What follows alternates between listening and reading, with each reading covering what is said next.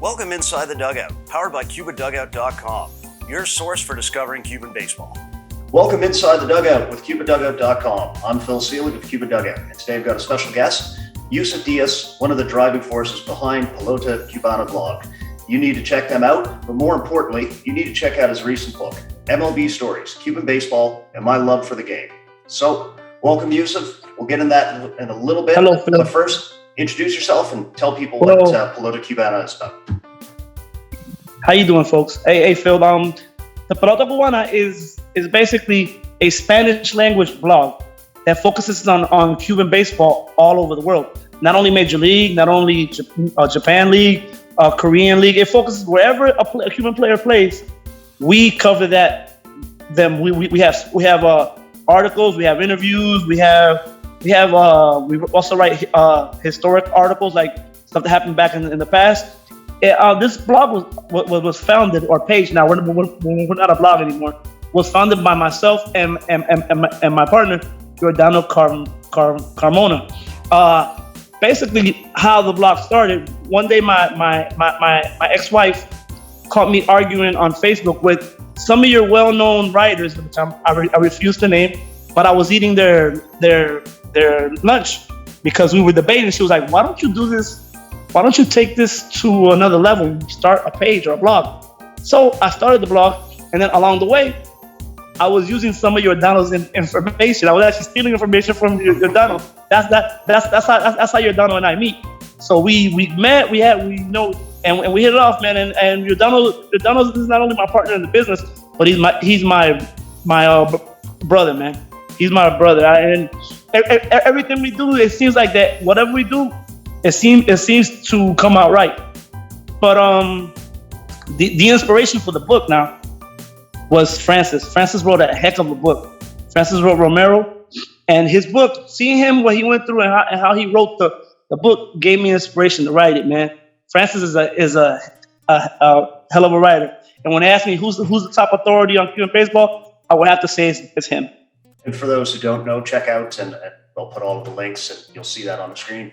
Francis Romero 10 on Twitter and his pages. He's breaking all of the stories. So anytime there's stories of a player coming to Cuba, any prospect that hits the radar, chances are it's Francis that is he's the man. Story. So taking a half a step backwards, why Cuban baseball? I'm Cuban. I mean, I'm Cuban born. I'm American raised.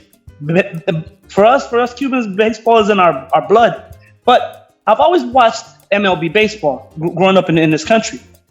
But I always watched the Cuban team in international events and the lore that the Cuban team brought with it. But I always thought these guys can't handle themselves when they play major league ball players. They're playing college kids, and they're having a hard time at that. But 1999, I'm at home. My son's mother was pregnant with my son, and I'm watching, and I put the TV on, and that game, the Orioles against Team Cuba in Havana, which was the first game. And when I saw Jose Contreras come out and strike out 10, and he got a bell a few times, who was a candidate for MVP. He was probably the most fierce slugger in the league at the time. I'm like, oh, hold on, we might have something. And with the recent defections after that, with the defections after that, and the defections since then, and especially after the 2006 WBC, I was like, hold on, we actually have something here. If it wasn't for the stuff that happened in the 50s, we'd probably be on par with the Dominicans as far as how many players we have in the league. But that was my inspiration. It's just a passion. I've always loved baseball, and it makes it even more interesting when it's my own country of birth. Absolutely. No, that's great. We've discussed that in the past, and so kind of back to what Pelota Cubana is. Talk about sort of the coverage that you do provide. Oh, we cover everything, man. Like I said, if there's a Cuban and he's out there, we'll find him. More Giordano than I. He's an actual whiz when it comes to that. But it's not only Giordano. We have an actual crack staff, man. We have Javier Gonzalez, the man. We have Drian Bernal, who lives in Ecuador, but he's our statistician. That man can find stats anywhere. We have Juan Carlos Lajera, that he lives in Villa Clara, Cuba. That he also is a heck of a writer.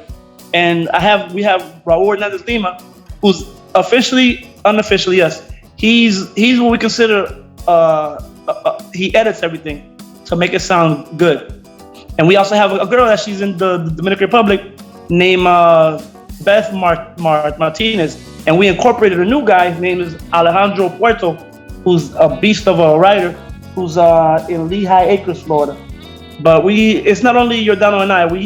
We have a very capable staff, and I'll put my own staff against any other blog. In fact, any other Spanish language Cuban blog, I don't think can compare with us. I'm not going to say any names because, to be honest, other Cuban Spanish language blogs, they don't focus on the stories. They don't focus on the stats. They don't focus on those things. We focus on that. I really don't care. They're more TMZ like. I really don't care who a certain player is married to. I don't care where he goes in the off season. What I care is about his stats, how he prepares for the season, and stuff that correlates to baseball. That's what separates Pelota Cubana from every other blog or page or whatever about baseball. Perfect. No, so obviously you're approaching that. You've built quite a rapport with many of the players, both on and off the island, and have started. And you've been interviewing them for years, and more recently have been sharing those videos and those interviews through YouTube, through Facebook, through all. And again, check the links. We'll put you in touch with that.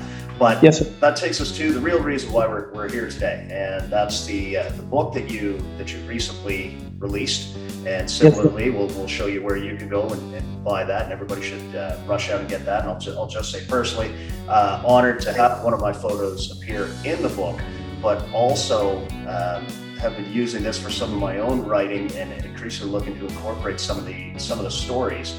And the thing that I do like as a theme, not to give away too much of the book, but one of my favorite themes, because it's kind of been my drive or my thought behind.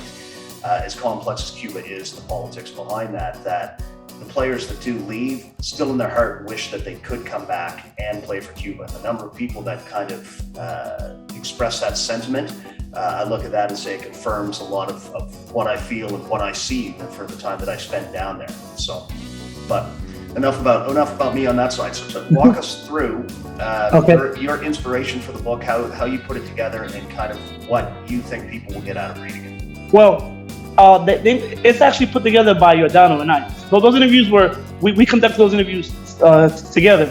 Obviously, I'm the English arm because he's more the Spanish arm of Pelota Cubana. But my inspiration was Francis. Man, I saw Francis. Francis, he really worked hard on his book. The name of it is El Sueño y la Realidad, the dream and the reality. Basically, Francis's book was a actual account of Cuban immigration from when Fidel Castro closed Cuba till now, and that inspired me. I said, "Hold on, I have over. This is just volume 1. I have almost over 190 interviews with Cuban players that will be included in the books." But I said, "Let me put this together and give people insight into what the actual Cuban player deals with before he even takes the field." You know, the first interview with Louis Tian, which is one of my favorite ones, he tells you, like, when he was in during the off season, it hurt his heart that he saw everybody else, right, able to go back to their countries, and he couldn't do the same. That really, really bothered him. But put this out. You see me better here? No, you were fine before, unless your arm was getting tired. There. No, that I had because the device I'm using, I have to put it to charge. Okay, no worries. You're good there if that works. Okay, yeah, definitely. Hold on, there you go. Perfect. Another interview that really because me and Yuneski Maya and I, let me speak proper English here. Yuneski Maya and I are very good friends. Like I really I spent a lot of time when I play dominoes with him. We have drinks and we talk. His story really like touched me, man. You know, Maya went from a ball boy to the #1 pitcher in Cuba to a major league ball player, which and he's become a cult figure in the Dominican League, which is a very inspiring as story. you mentioned in the book, his story is even a little bit more meandering than that. That he came up as an athlete doing karate and then turned to baseball. So he's a Taekwondo guy. Yeah, but no, my inspiration was Francis, or our inspiration, because let me not say mine, because it's our book. We wrote this book together. Our inspiration for this book was to let people know about Cuba and the Cuban ball players, and illustrate a picture of what not only Cuban ball players, but what we all have to go through to come to this country. Fantastic. So, obviously, you're getting a lot of great interviews, including with some of the guys in the majors. What has been your favorite interview so far? I would have to say, I have three. I have the Louis Tion interview because I almost had to separate myself from fan mode. You know what I'm saying? Because I would ask the gentleman questions, but I wasn't. Oh, this is an 80-year-old man. And he's very lucid and he's very articulate, right? And I was in awe of the things that he said to me, and the experience, his experiences. Maya's interview I love, because every time when I interviewed Maya live, I've interviewed him live twice. I always get him to do, because Maya is a big reggaeton guy. So I get him to do a reggaeton freestyle every time. And I love it. And another one that I love is Odris Ahmed. Odris Ahmed's fame, his story, how he had to leave in the middle of an airport in France, and how Odris Ahmed is very outspoken when it comes to dealing with the regime. He doesn't sugarcoat anything, and he tells the truth. I mean, a lot of us, people don't think that we deal with many things. Not only do we have to come to a foreign land that's not ours, but we also have to have the thing that we can't go back to our own country, and they see us as traitors. And then they don't even show our players on TV. There was an All-Star game where they cut off Jose Fernandez and Chapman that pitched back to back. People don't see that. People don't understand how hard it is as a Cuban in general, not only as a ball player, as a Cuban in general. So do you think that's at least changing, or do you have any hope that things will improve? You want me to be honest? Yes, sir. As long as Eugenio Velez is there, I do not see any progress. The federation doesn't see their players as people; they see them as property. So as long any player that they cannot control, they don't want. Even when they had the agreement that was annulled, they were already getting pushback about players not being allowed to play with the World Baseball Classic team, even though there was an agreement signed with MLB. They see the problem is they think that the world needs Cuba. The world doesn't need Cuba. Cuba needs the world. Then they need to open up and enter the realm of professionalism. You see what happened with the Caribbean series. They're blaming the embargo, which is not true. It's their fault. They're the ones that were given a chance to go to the Dominican Republic and get the visas for the tournament, and they decided not to do so. And then they want to insult a man like Puello, who's advocated for Cuba's participation. Yeah, since the 90s, he's been trying to get Cuba. And then they turn around and insult that gentleman. That's what nobody wants to do with Cuba, because they're a loose wire. They're a wild card. So you never really know how you stand with that federation or with that government in general, because one day they'll say something, the next day they'll say something totally different. And that's what people need to understand when they deal with the Cuban Federation. So despite all of that, and not to discredit any of that, Cubans are having a bigger impact in professional leagues than ever before. We're seeing a record, I think we're up to 43 or 44 invites to major league camps. Yes. Are there any young players that you have your eye on that you're excited to see in 2021 and beyond? Well, Yusniel Diaz, who hit a towering home run yesterday. Obviously, Luis Robert, who we know of. But I really like two pitchers that might not make the ball club, but they'll debut sometime this year. Oakland's Miguel Romero, who's a closer, who has electric stuff, who I've actually interviewed, who's actually in the book, and who throws a 100-mile-an-hour fastball, has a changeup. He's been compared to Fernando Rodney. And this kid that I interviewed yesterday, Daysbel Hernandez, a kid who was not highly touted from out of Cuba, wasn't even highly touted in Cuba, but he's made something of himself. I mean, he's the Braves number 16 prospect, and then he looked very well in the Mexican Winter League with Los Mochis. He's another kid. He only throws 2 pitches, but he has a near triple-digit fastball, but he has an impeccable slider. A slider very similar to Cuban closer Jose Angel Garcia, his slider is very unique in the way it breaks, and it's very uncomfortable. Those 2 kids, and obviously a guy that made a debut last year, Jose Israel Garcia, who's bulked up, and he looks the part. We gotta see if he can adjust to major league pitching. So I think it's at least I posit, and it may be, I think it's irrefutable that the pitchers have lagged behind the batters in the impact over the past few years. But it's interesting that you spotlight a couple of the pitchers, that we are seeing more pitchers increasing their speed off the island, not necessarily on the island. When you talked to the pitchers, did they talk anything about that in terms of what the difference in the approach is on the island, and how effective it's been for them to get out and to... Well, the main thing that you have pitchers that throw plus 90 on the island, like Andy Rodriguez, like Raydel Martinez, like Livan Poinello, and a couple of Frank from Pino de Rio. But the problem is training. They don't have the equipment that everybody else, and main thing, nutrition. Remember, on the island, they don't eat like we eat every day. I mean, when you went to Cuba, how many times did you have steak? Nothing. They eat the pork from the ruler to the tuna, and the nutrition is not like here. I mean, you can have the money, but you still can't find stuff, which is political, and I'm not gonna get to that. But nutrition and the training methods are behind. Remember, all right, for example, the guys that trained the Cuban national team in the 90s, 80s, 70s were professional baseball players. After the closure, those guys are gone. The guys training them now have older training methods that are they're, how I put it, antique. Okay. If you want to put it that, antiquated. That's the word that I'm looking for. That's the problem in Cuba.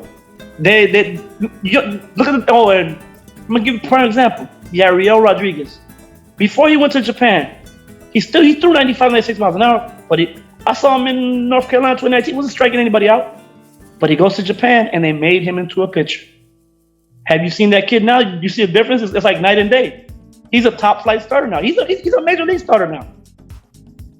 That's the difference. The training methods, the nutrition, and let's be even more. They don't have free weights in Cuba. They don't use free weights. That's even hard to do. So that's the problem. And as you mentioned, Yariel Rodriguez is a young starter for Camagüey that debuted with Junichi last year, and we're seeing it. Actually, all of the names or most of the names that you mentioned there are actually the youngsters that are going to Japan and having success there. What do you think about that agreement, and what do you think the potential path down the road is for that? With Japan or with MLB? With Japan and well, that's not a bad agreement. But I don't see Japan in the future allowing players to leave in the middle to join the Cuban national team. Cuba's gonna have to do something. They're gonna have to open up the national team to players that are outside. But that agreement with Japan is awesome. I love it. I mean, Andy Rodriguez, I was talking to him the other day about it. He's excited to go play over there. Good kid. They have a lot of good players that are going over there and they're developing. Like, for example, Ariel Martinez, great kid. I talk to him all the time. Smart guy. A heck of a catcher. Very, very cerebral. Because if you think about it, how many foreign catchers have debuted in Japan because of the language barrier? No, the kid's a heck of a catcher behind the plate. He's a heck of a hitter. He's going to be he's going to be an all-star in that league. What's funny that you mentioned that. I actually had a conversation about this yesterday, that catcher, pivoting slightly to MLB, but I think it's relevant to what you just said there.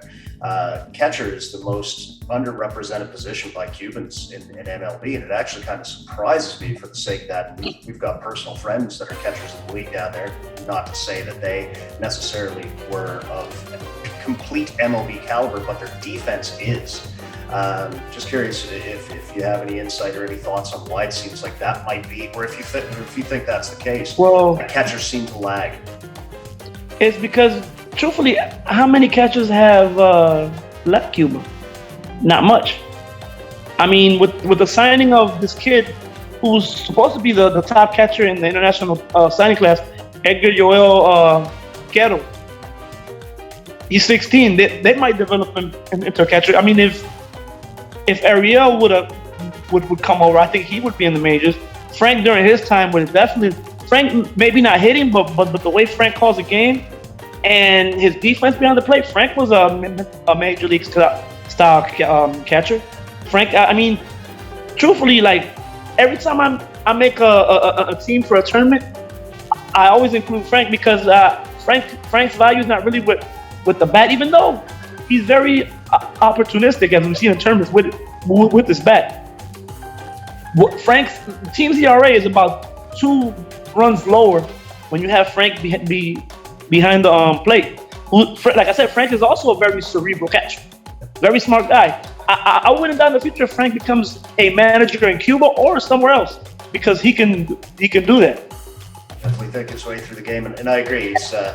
I've made the argument that I think he's probably the top defensive catcher in Cuba over the past decade, and without a doubt, if nothing else, he gives you a competitive at bat every time he's in there. So, there you go.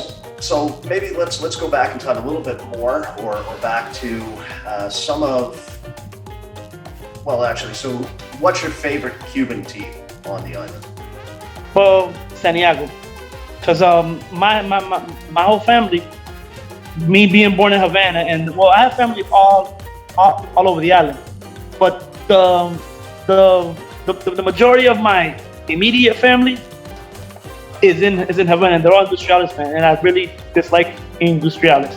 Like they're the Yankees of Cuba. I don't dislike the players. I have a lot of friends on that team. I just dislike the team. They're like in Cuba. They're like the evil empire. You know what I'm saying? But I really enjoy that rivalry. No, I enjoy hearing that, because I've recently put together an article trying to draw comparisons between the Cuban national teams and major league teams as close as possible. Some of it's a little bit tongue-in-cheek, but at its core, I compare Industriales to the Yankees and Santiago to the Dodgers. Now, Santiago would be more like the Boston Red Sox because of that rivalry. I think Pinar del Rio will be more like the Dodgers. And then Villa Clara will be like the St. Louis Cardinals. I think that is the comparison I did make. So. Yeah. They're the top 4 teams in Cuba, but with the defections, other teams have been able to win championships, like Granma going back to back. That was unheard of back in the days. Las Tunas winning a title. That was unheard of. Matanzas. Ciego breaking through. Yep. Yeah. Ciego had a pretty good team, and the defections weren't as hard as they are now with Ciego. And Ciego had a good manager. Roger Machado's a pretty good manager, and they had good pitching, and they just had an ultra talented team. Look how many players from Ciego have reached the majors. You have Jose Alois Garcia, Adonis Garcia, Rusne Castillo. You have a couple of players that have reached the majors from that team. The only team that didn't that really underachieved was Cienfuegos. Imagine you had a team with Jose Abreu, Moncada. You had Yasiel Puig. Yeah, you had Jorge Hernandez, who was signed. You had a couple players that you said, how did this team not win a championship? Santa Spiritus is another team that you like. They've actually won 1 title, but they're like the Toronto Raptors when it comes to the playoffs, except for the year that they actually won the title. But they're not a very good playoff team. For some reason. Well, and so for those who don't know, Sancti Spiritus has actually had some of the top players in the league. Most recently, Without a doubt, Yuli Gurriel, the Gurriel triplets, Clan. as I like to call them, yeah. Before their Frederick father's Cepeda. health forced them to move to Industrialis, and obviously Frederick Cepeda, who's still going strong now, is arguably the best, if not the best, switch hitter in the history of the league. Maybe He's the best hitter against top-notch pitching. Remember when the professionals started playing in international events, and he's because if you look at his participation in international tournaments, World Baseball Classics, Premier 12, any international tournament, he's been the best hitter for Cuba. And remember, with the inclusion of the wooden bat, I think he's the best wooden bat hitter ever in the Serie Nacional. There's only two guys that have 300 home runs with the wooden bat. One is Cepeda, and the other one is surprisingly, Joan Pedroso. So Cepeda would have been a third hitter for any team in the majors during his time, without a doubt. But this country is not for everybody. Cepeda made a great career in other leagues, in Mexico, in Japan, and international events. There's an interview with him also in the second book. I talk to him all the time via me and Cepeda. We'll actually go back and forth via Cepeda and I. Let me say better. We'll go back and forth via WhatsApp. I talk to him all the time. Nicest guy in the world, man. Nicest guy in the world. Nice. So won't take up too much of your time here, but just to pull it back to the book, just to kind of give us a quick run through of what people can expect if they do grab a copy, and why anyone who has interest specifically in Cuban baseball, but in baseball overall, should consider going on to Amazon and grabbing their own copy. Well, this is an unadulterated look into the world of Cuban baseball. And what makes it beautiful also is that these interviews, some of them are not current. These are set in time. I did that on purpose. So you can see how the person has evolved since the book. Like, for example, the Randy interview, it's not an old interview, but it's before he made this run through the postseason. I've gotten credit for predicting what Randy would do. A gentleman by the name of Emmanuel Gomez, who's from Call to the Pin, he gave me credit. He's like, you were saying this before everybody else did. But it's a lot of good interviews, and it's their life stories, man. I made it like we were talking about the SEO earlier. Mm-hmm. I made it to where you don't want a long baseball book that drags on. No, I made it to where it's their stories, and it's short. It's a bunch of short stories. If you look at it, there's no interview that goes past four pages, and then you get a whole brand new story, and it keeps going like that. So it captivates you. It captivates the writer, and it's not going to bore you to sleep. And I made it 166 pages on purpose to make it travel size. So when you travel, you go somewhere, you can read it. Not because I wrote it, but anybody that reads this book is going to enjoy it, because it's true, and it's made understandable to the non-baseball fan. So perhaps would you define it as the bathroom reader for baseball fans, definitely. Cuban baseball fans? Definitely. The bathroom reader for anybody, because it dumbs down baseball. Not to say that the reader's dumb, but it makes it more understandable and more interesting to a reader that will be a novice to the world of baseball, and much more to the world of Cuban baseball. And it takes you into the forbidden world of Cuban baseball, or it expands on the lore, because Cuban baseball is the big white whale. You know what I'm saying? You know what I'm saying? That people always wanted to know about. I took my time to have the reader or lead the reader through that world so they could understand it. So perfect. So where can people find the book? On Amazon. Just type in Cuban baseball and my love for the game, and I also made it $25 on purpose, so you don't have to pay any shipping costs. So you get it for free. All you have to pay is for the book. I did that on purpose because I don't want people paying an exorbitant amount of shipping costs. Perfect. And where can people that want to follow along Pelota Cubana find you? www.pelotacubana.usa.com. And it's Spanish language, but if you have the translating app, which might not translate sometimes that well, you'll get to see it. I mean, you'll get to read the articles, and we have great articles. And we also have interviews for my Spanish speakers, or if you want to read subtitles.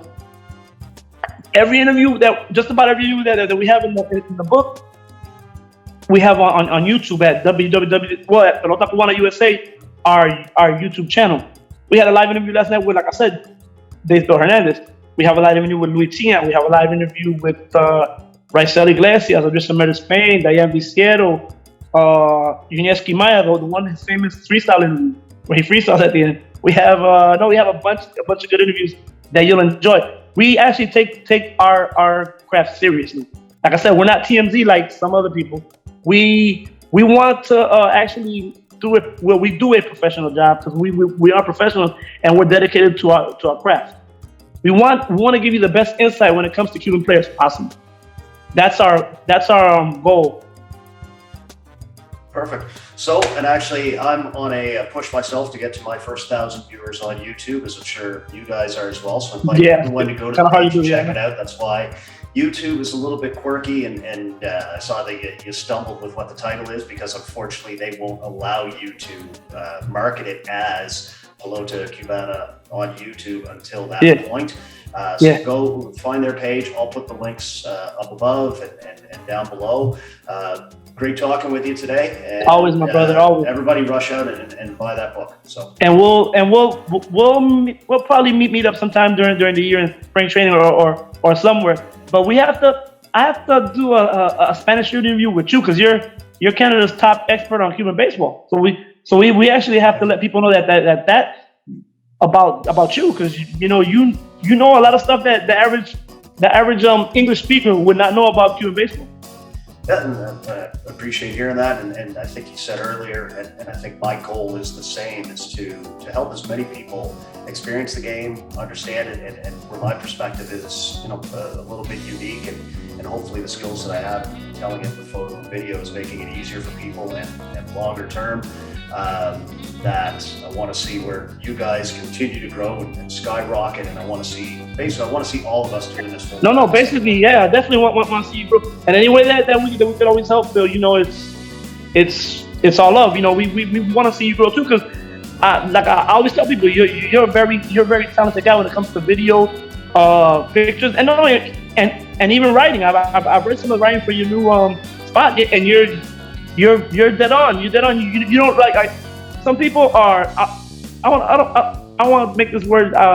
Most people that write about Cuban baseball that are English speakers or Americans, ignorant, but not in a bad way. They just don't know. You're not that way. You know the game, and you know about you've actually been to the island, and I like that you could also broadcast our message and get people to look into Cuban baseball differently, because you basically decipher it for the non-Cuban or non-Hispanic fan, and that's a good thing. You break down barriers by doing that.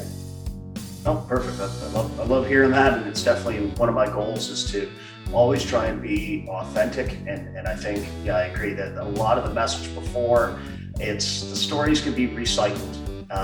It's the same narrative all the time versus building that rapport over time. You guys have definitely helped me with that and put me in front of it, and literally, and we'll continue to do so. Some of the players, and I think I've built their trust, because it's said the one thing I always try and do is stay apolitical, because that's dangerous in that sphere. But also the thing that I really love about the Cuban community overall, if it's Cubans on the island and expats that are out, the one thing that they can absolutely come together on is baseball, and I think we need more of that in this world. So yeah, definitely. Like the saying, Cuba has 11 million baseball managers. So that's basically every Cuban. No, we do love our baseball. Think about it. The only country that has been playing baseball more than Cuba is the United States. So we've been playing baseball since the late 1800s, and that's our national pastime. And hopefully, with God willing, it'll return to what it was, and we'll have a decent Cuban league. There we go. Perfect. So, everybody, head over to Amazon. Click on the link. Buy the book. Support some independent journalists. I think that's the fair enough way to say it at this point. Yeah, we're independent. You guys are journalists. So, and I know sometimes the grander sphere might not use that term, but I personally think that's we're a joke. So. We're BBWA now, so I guess we're a bit baseball writer. There we go. Exactly. So it's official now, and everybody that can rush out and get that book. Welcome Inside the Dugout, powered by CubaDugout.com, your source for discovering Cuban baseball.